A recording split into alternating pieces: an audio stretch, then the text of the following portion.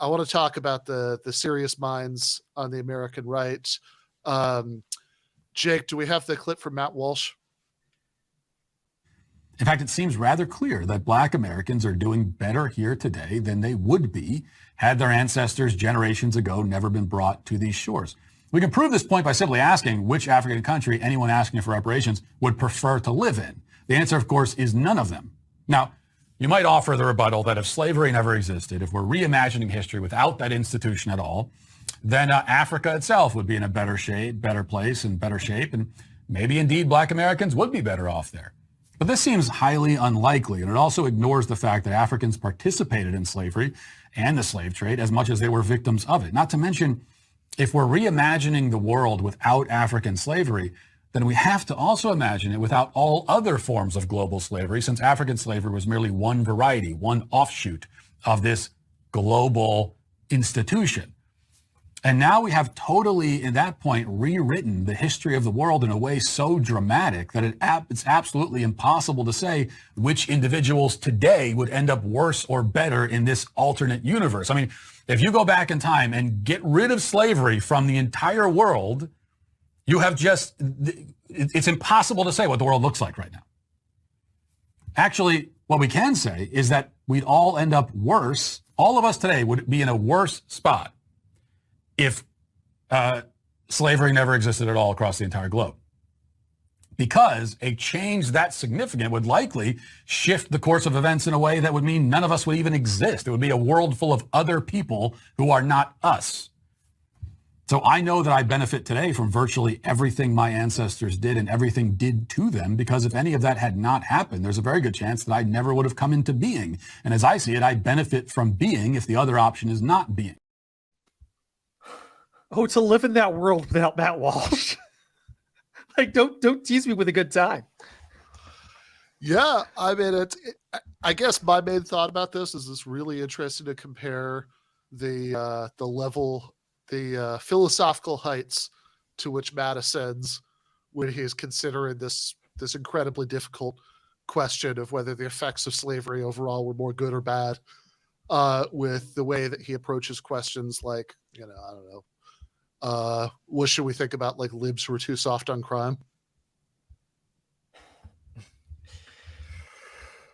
Took a real turn at the end there for me because at first I thought he was just doing the sort of like standard right-wing whataboutism around the issue of slavery. And at the end, he got very existential all of a sudden. And he was sort of doing this like butterfly effect thing where it's like, well, I wouldn't exist if the history preceding me had been different. Ergo, everything that preceded me, I guess, is good, no matter how bad it was, even if we're talking about slavery. It's a bit like It's a Wonderful Life, and he that's the lesson he got from it is like, oh, slavery's good. Well, or at least it's neither. I don't know. It's beyond good and evil because the effects are also complicated, and it's like I think he's I think the overall context is talking about like reparations or why Black people today aren't worse off because of slavery, but it's like you could run this same argument without all this distance, right? I mean, like you could say if that like if you're talking about somebody who's like whose parents were like German Jewish refugees who like wouldn't have met if not for Hitler, right? It's like, well, you wouldn't exist if not for the Nazis. But right. That's a like does that mean that it's like you couldn't you shouldn't demand compensation for for like stuff that the Nazis did that affected your family because after all you yourself wouldn't exist? Does that mean that like you shouldn't be mad that happened because otherwise there would be no you? Well, before he gets to the butterfly effect stuff, he's going into, which I mean, he brings up the counter argument,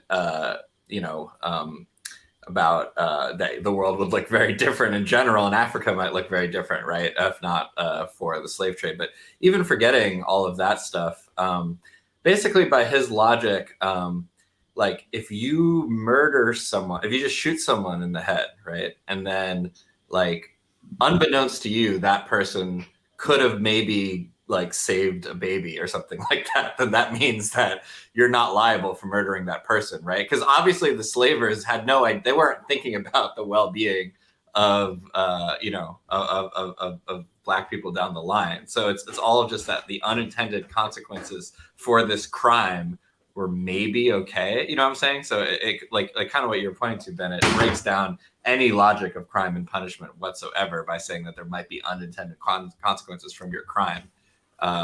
So I don't know. I mean, at least that's how it seems to me. It breaks down any logic of punishment. And that's whatsoever. before we even address the racist subtext of like, well, Africans are inherently, primitive because like, during the end of the Middle Ages and into the Renaissance, Europeans flooded Africa and destroyed any powerful African nation. So like, we don't have any like, nations that could have risen up to rival the, Europe, because they all got destroyed by Europeans.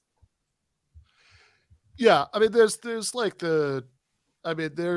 the Adolf Reed sort of critique of reparations, which is that, we should object to, poverty and economic inequality as such, and not to sort of the racial distribution of it. And so the way to solve these effects isn't to try to to like equalize that that out, but to sort of tackle the fundamental underlying thing. And I think that's a fair argument, but that's an argument that takes for granted the premise that it's like, yeah, there are these like really obvious lingering bad effects of slavery, Jim Crow, etc. I mean, that's, I would say, impossible to deny, but we just saw it.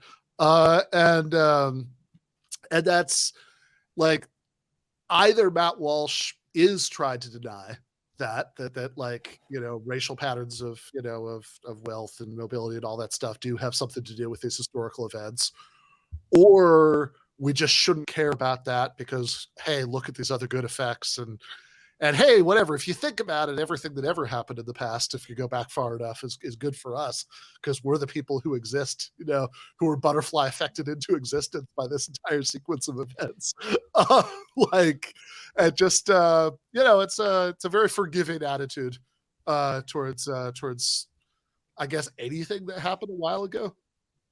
Well, perhaps I'm being unfair to Matt Walsh, which, if so, God forbid. But I felt that towards the end there, he was, I mean, it's, is a kind of, he's kind of making a, not, I mean, it's not a particularly coherent point, obviously, but I thought he was getting perilously close to insinuating that, without slavery, think about all of the like free labor that wouldn't have existed, and then thus all of the innovations and economic production and things like that, which like is just an explicit defense of slavery as an institution. Yeah.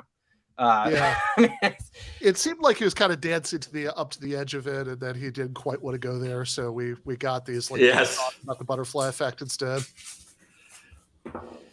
Yeah, I saw that he might have reeled himself back and got into the, freshman dorm room philosophizing instead of the deeply evil philosophizing he was about to start doing.